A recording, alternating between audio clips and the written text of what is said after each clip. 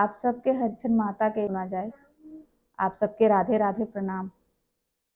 सोने के मंदिर वासे निकरत आवई मैया, हो चमकत आवई ना, हो चमकत आवई ना।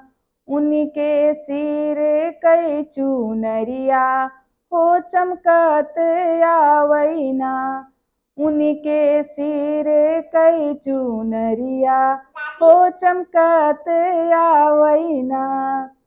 चमकत आवे चुनरी, नाचत आवई सेविका, हो बोलत आवई ना, हो बोलत आवई ना।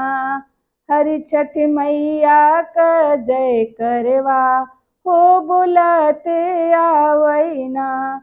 हरि छठ मैया का जय करवा, हो बोलत आवई ना।